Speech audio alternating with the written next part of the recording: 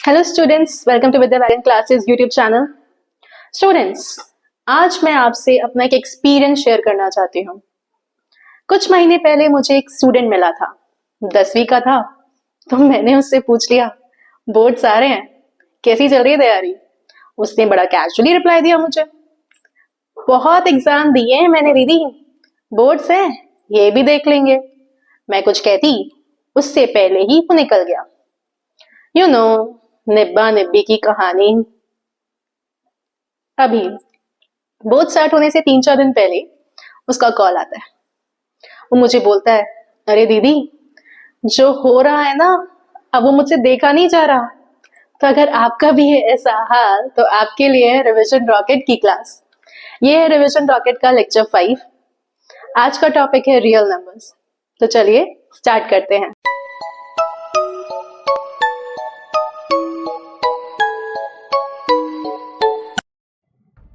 Real numbers वो numbers होते हैं, all the numbers that lie on number line.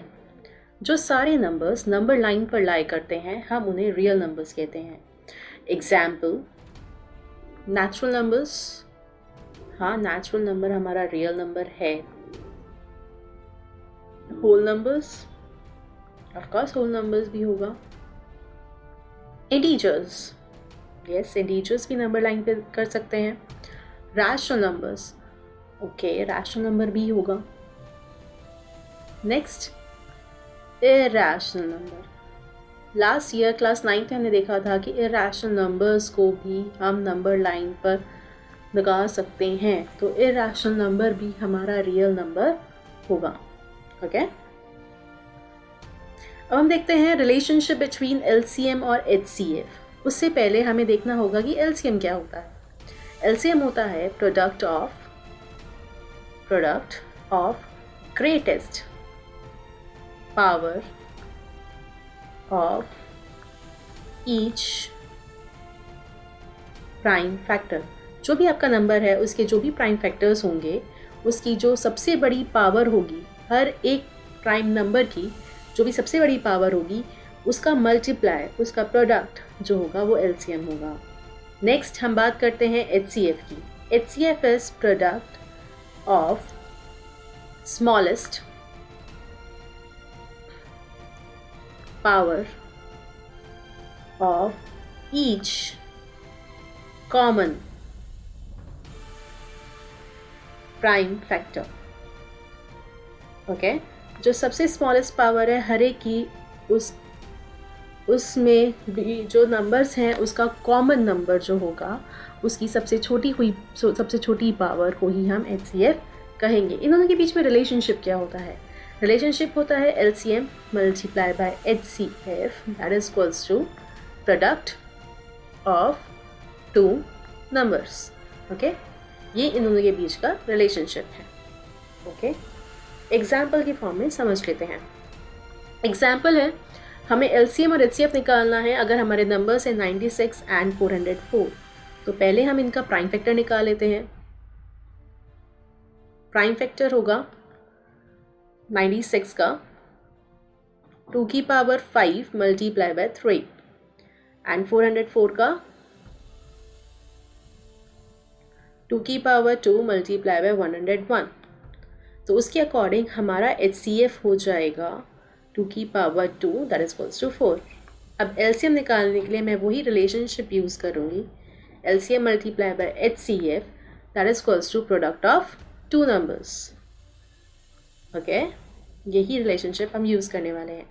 LCM multiply HCF is 4, product of two numbers 96 multiply by 404। तो LCM is equals to 96 multiply by 404 then whole divided by 4।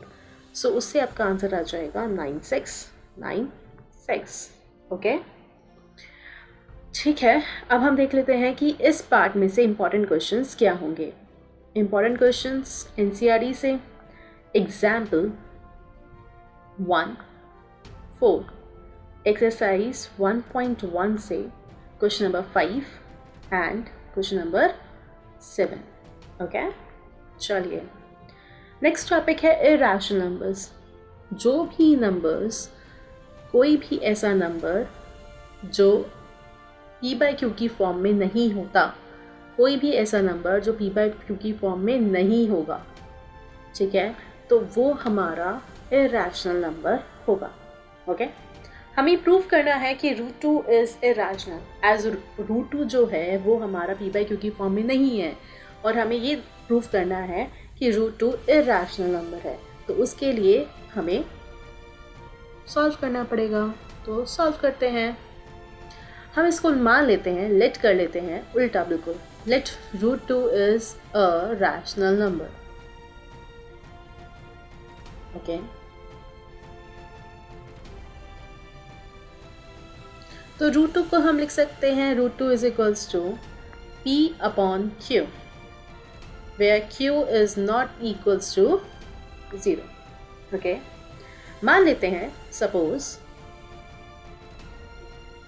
p and q have a common factor. p और q का कोई common factor है other than 1, ठीक है। हम ये मान लेते हैं p और q का भी कोई कॉमन फैक्टर है अदर देन 1। तो हम डिवाइड करते हैं, then we can write √2 is equals to a upon b, जहाँ पर यहाँ पर a और b जो हैं वो को प्राइम नंबर्स हैं। Okay, a and b are coprime numbers. Coprime numbers वो नंबर्स होते हैं जो एक दूसरे के टेबल में नहीं आते हैं। ओके, तो so b √2 that is equals to a। Squaring कर लेते हैं, स्क्वेयरिंग बोथ साइड्स, तो यहाँ पर ये हो जाएगा 2b square that is equals to a square. तो हम इसको बोल सकते हैं कि 2 जो डिवाइड करता है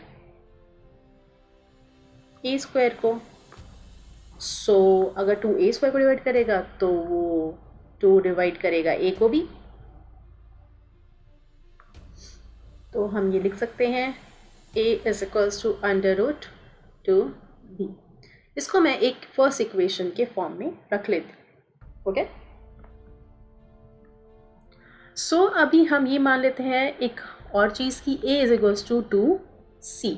ये c जो है वो कोई भी एक इंटीजर ले लेते हैं, कुछ भी कोई इंटीजर है, ठीक है। अब हम जो फर्स्ट इक्वेशन थी हमारी, उसमें हम क्या करेंगे, सब्स्टिट्यूट करेंगे इसकी वैल्यू।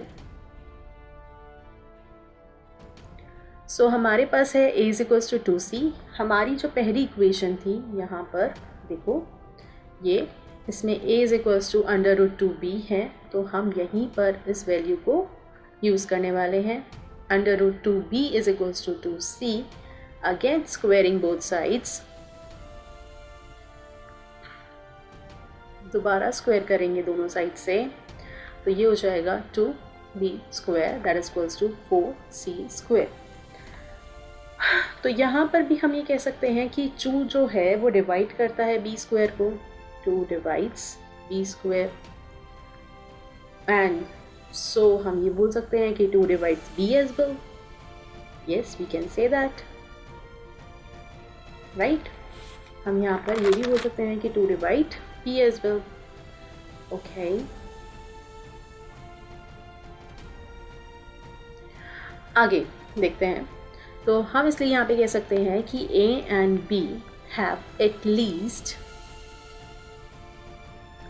a और b दोनों के पास at least 2 as a common factor है। बट हमने तो बोला था कि a और b क्या है, को प्राइम नंबर्स हैं। को प्राइम नंबर्स का कोई भी फैक्टर कॉमन नहीं हो सकता अदर देन 1। तो ये हमारी सिचुएशन को क्या कर रहा है, कॉन्ट्राडिक्ट कर रहा है। तो दिस कॉन्ट्राडिक्ट्स द assumption जो हमने ली थी, ठीक है। This contradicts the fact that a and b are co-prime numbers. Okay. So we can conclude, हम यहाँ पे conclude कर सकते हैं that J2 is irrational, क्योंकि जब हमने जो assumption ली थी वो ही गलत हो गई, तो अब वो rational तो नहीं रहा, तो वो क्या बन गया, irrational बन गया. ओके तो चलिए इसके भी कुछ important questions आपको बता देते हैं.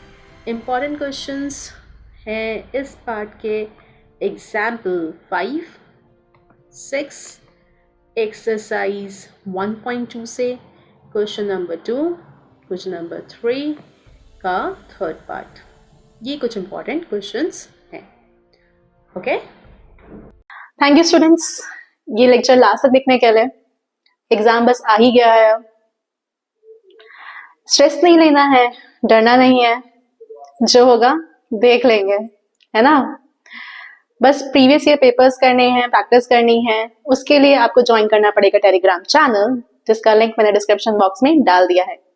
And don't forget to like, share and subscribe. Thank you.